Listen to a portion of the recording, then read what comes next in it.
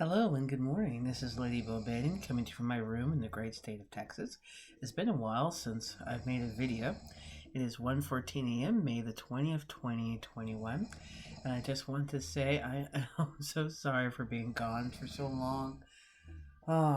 Life's just been a whirlwind, but it's been mostly good. It's been mostly good.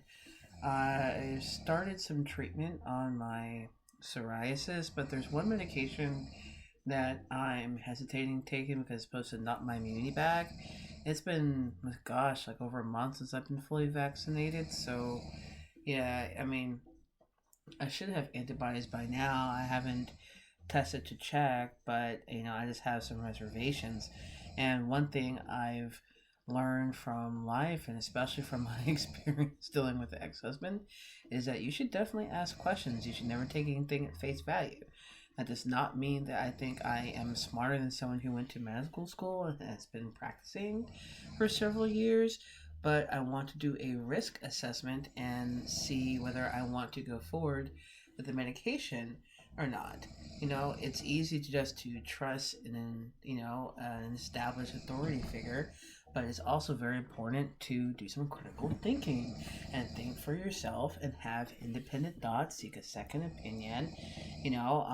I did speak at, I wouldn't say at length, but more extensively with the specialist that I followed up with on my psoriasis, and they assured me that they thought that the medicine would work for me, and they basically eased my concerns at the time. They've cropped up again because I read an article about how some people who were immune compromised are taking, I don't know, well, they were taking medications that made them immunocompromised.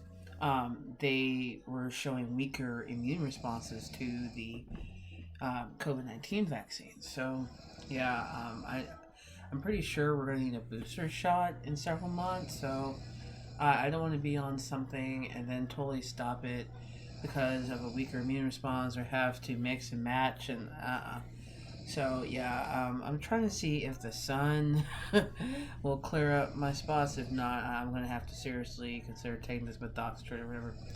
But anyway, I've been doing that. I've been overseeing the kids going to school, making sure things are going back or going well with them going back in person. There hasn't been much going on with the ex-husband. He's been fairly consistent in picking our children up, and he hasn't kept them for the entire time. After fighting with me tooth and nail about them being with me on Sundays, as opposed to staying with his wife while he worked, he's just basically been dropping them off at 6 p.m. on Saturday after picking them up on Friday at 6 p.m. And some weekends he's just had them for a couple of hours on Saturday. So I'm definitely going to be using that to my advantage in presenting a proposal to the lawyer. It's probably been like, oh gosh, like 2 months or something maybe since, or maybe more than that, since I, last heard, well, I was last heard from him and was told that I needed to submit a proposal, when I asked about the final round of mediation. But I don't see any hurry in getting it done. I mean, I do want to wrap it up before the fall, but I want to be careful in my word selection and what I propose. And I've taken the last month and a half or so to, just get a sense of what the ex-husband's schedule is going to be. So speaking of consistency, the next payment for my, or for our youngest child's art class is coming up. The ex-husband, well, rather the ex-husband and his wife told me that they were willing to pay for our youngest to go to an art class, the same one that her older sister attends, because our youngest is also very artistic and creative. And I was like, I don't know. I encouraged him to contact the school and to sign her up himself so he could handle the payment himself. But he said he didn't want to deal with the scheduling and stuff, and he would just pay me. Well, I've taken it on, and hopefully I'll be able to continue paying for it. I don't know how long this is going to last, but I'm hoping that she gets enjoyment from and however long that it is. Like I said, I'm going to ensure that it's paid because I wouldn't agree to something that I couldn't ultimately pay for by myself because you can never um, trust a person who uh, is. Oh, give me a minute. Okay, sorry. I was trying to make sure my boyfriend didn't wake up and get again the shot or roll over and show like a hairy back or something. But anyway, um, you can't trust someone who traditionally and regularly has shown themselves to be untrustworthy, who will stab you in the back and who will run you over without the blink of an eye if they can get away with it. You can't take them at their word, especially someone who shows pathologically narcissistic traits or has MPD or whatever. So yeah, he's been nice and agreeable, and he's communicated for the most part. Um, his wife has spoken with me a little bit. Um, I'm playing the game for the long term. I'm gonna probably mention this again. And excuse me, I have to wipe my nose here. Oh, it's sorry. I'm gonna be digging in my nose, on YouTube. But yeah, I haven't had much to say to the current supply. His wife. Oh gosh. Oh, they got married the month after we got, or the year after we got divorced. Pretty much a month later, month or two later. Yeah, no, it was about a little less than a month later. We got divorced 2018, so it's been over 2 years now, and she's still hanging in there. She's still hanging in there. But guys and gals, don't worry about how long they're going to be with your ex. 1 minute is too long, in my opinion.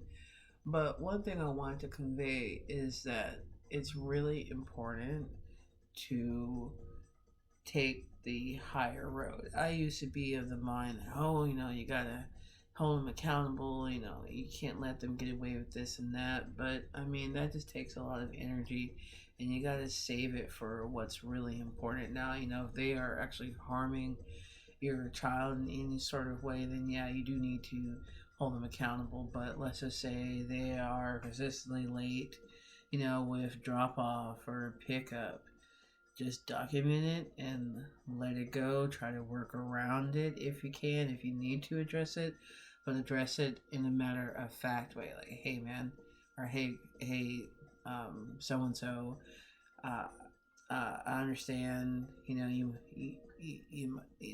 everyone might be running late sometimes, but I have to be at work, I have to be here, the kids have to be there, or we're doing this, we have plans, so, picking up and dropping off on time is essential. And if you are going to be late, you need to communicate that. So there are ways of addressing a problem without nagging somebody about what they're doing. Because trust me, I have a list of things, and I want to run down with the ex that he's like effing up on, not doing well in my opinion. But what's that going to do but just get him riled up and get him and his current supply, his wife, acting a fool. So yes, you want to try to be the bigger person, at least where it concerns third parties. I was watching a video. I'm gonna have to link that down in the description box below, and it was, I forget the channel. I'm sorry. I will definitely link her channel because I really like what she has to say. But anyway, in this video, she was talking about how to benefit from love bombing, and that's exactly what I'm doing. I've gotten a Mother's Day candle from the current supply. She told me that she was going to give me a Mother's Day present or this past weekend, but they ended up not picking up our kids because we got the weekends confused. But anyway, um, she has offered to watch kids and stuff like that, and the ex-husband is a little more chatty than he should be in regards to his personal life. I mean, he's not divulging, anything, that's a deep dark secret or nothing. It's just more in line of like his work schedule, what's going on with his work. And I told him like, hey man, everything will be cool as long as you can communicate, and that's what he's doing. But that information is very, very helpful because it allows me to plan around his and or her shenanigans. So yes, uh, there's people will say, oh, don't entertain the love bombing. And I would say normally you would not, but if you can find a way to spin that and position yourself to have leverage, then I would say entertain as long as you can do it safely. If this person's like stalking you and physically threatening you, then no, don't entertain love bombing. Don't entertain that. You need to go to the proper people and get the proper protection, if you know what I mean. I'm not going to say the word because that might trigger the YouTube algorithm, but you know what? Wow, you know what I mean, because a piece of paper isn't going to do anything when someone is really determined and sick in the head and has twisted perceptions of how life should be with you. Thank God I don't deal with like stalking as far as I know. I don't think the ex-husband even has a presence of mind to even look at my Facebook profile and see what I'm doing and research me. Like I would research him. I haven't gone to his his Facebook or, his wife's Facebook in, gosh, months now. And I don't miss it. It's just a bunch of BS. It's just a bunch of BS. So you guys don't even buy into that. But yeah, I'm gonna try to make some more videos. I start to make them at night once I get ready to go, or after I get into the shower as I'm getting ready to go to bed. But I just end up so tired that I don't do them, and then the videos will run on and on. But this one's a pretty good blend. So yeah, it's just kind of like a reintroduction video. I want to talk more about my life and the recovery part as opposed to just pathological narcissism, because there's so many channels for that, and I definitely want to steer away from the typical topics, and also just mention more stuff about co-parenting, or like an attempt at co-parenting, and share my journey with you all. Hopefully I can get out of court soon and we can wrap this thing up and I can continue to move forward with my life, because that is one of the keys to healing. Putting the focus off of them, putting the focus in your kid or kids, because they need you to be the stable parent. They need your support. They need you to play games with them, watch TV with them, hear them out, listen to them. One of the things I love right now is that my oldest daughter will come to me and say, Mommy, I love that I can talk to you. And I want to foster that openness, because so many times when you're with a pathologized person, you'll find yourself shutting down and not wanting to share. And I want to do the opposite with my kids. I want to be open, I want to share, and I want them to share. So anyway, that's it for this video for now. If you liked this video, go ahead and hit the thumbs up, subscribe to keep up with me, and hit the bell to be notified of new videos. And if you think someone could benefit from this video, go ahead and share it, please. Thank you so much, and I will talk to you soon.